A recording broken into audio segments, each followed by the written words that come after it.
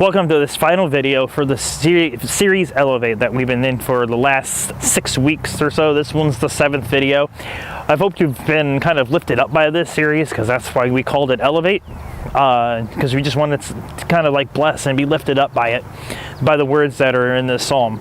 Today we're kind of bringing the psalm full circle as we end it with verse 6. And verse 6 is, "Surely goodness and mercy shall follow me all the days of my life, and I will dwell in the house of the Lord forever." Some translations say, "Surely goodness and love will follow me all the days of my life." As a matter of fact, that's the NIV version. And so when I got to thinking about that, I was kind of like, does goodness and mercy and love follow me? Like everywhere that I go in all the days of my life, just like it will be with our shepherd, with God. God's goodness and his mercy and his love follows us everywhere that we go. Everywhere that we turn, there's some goodness and there's some blessing and there's some mercy and love that God has given us. And it's really cool to see that, but then you got to ask yourself the question that, does it follow me when I leave a room, when I do something? Does somebody feel loved or blessed or see goodness? Do I show mercy? And different things like that kind of come up when I see about this. Because all through Scripture, God is showing goodness and mercy and love to all the people that he comes into contact. Even Jesus, that was his main goal, his main source of ministry was showing love and showing mercy. So just kind of like got to think about it that way. And I will dwell in the house of the Lord forever. The reason why I called this video, "The Lord is my finale," because finale kind of ends, right? It ends a season of a TV show. It ends a book in a series. It's the finale. It's the end. And just knowing the fact that the shepherd's got something better for us, because it says, shall follow me. But also too, in the last verse, we saw how in verse 5, how it says that he prepares before us. So it's kind of like God's before us and God's behind us. So God's before us preparing tables and preparing things for us when we get there on certain parts of our journey. But he's also behind us, showing us goodness and mercy and love. And that's also waiting for us when we get to that table. But dwelling in the house of the Lord forever, it's kind of like this place is just a temporary place that we put up shop for a little bit.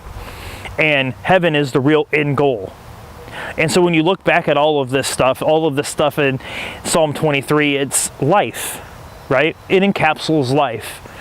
The Lord is our shepherd. Now there's many things that can be your shepherd, but the Lord is my shepherd is what David is saying. And he's letting him do all of the following things. As I said, everything points back to the Lord is my shepherd. The end goal, he's going to get us to where we want to go, which is heaven, so you can dwell in the house of the Lord forever. And that's where he wants us to go. But just like in life, there are things that we need. So we saw in part 2 how the Lord is our source and how he gives us the things that we need. Maybe not what we want, but the things that we need nonetheless. And then how he's our serenity. He gives us the resting place, and he makes us light. He makes us sometimes rest. He gives us the feeling, and people around us say, hey, you need to chill out just a little bit and take a breather and rest. Because it's good for us. It restores our soul, we said. But then I also kind of looked at it and said that he restores our soul has a double meaning. And how in the next verse it says he leads us along the paths of righteousness.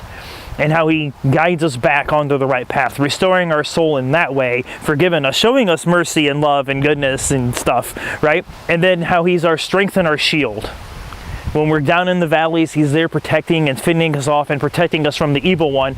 And that's what he does there. But he's also our strength while we're down there too. Because just because we're in a valley for one situation doesn't mean other things don't come down in that valley and join us as well.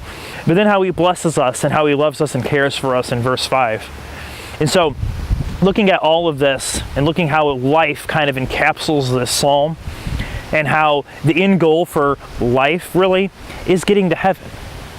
For me and for you, but if you're not sure what that means, you can ask questions, send the question to me. But the thing is that the Lord is our finale. This is where he's trying to get us to go. This is where he wants everybody to go. It says in the New Testament that God doesn't want anybody to perish. He wants everybody to come and know him, because he wants everybody to get to experience his dwelling place, heaven, where we can go and we can spend forever with him. That's what he wants. That's the finale he wants for our life, is heaven.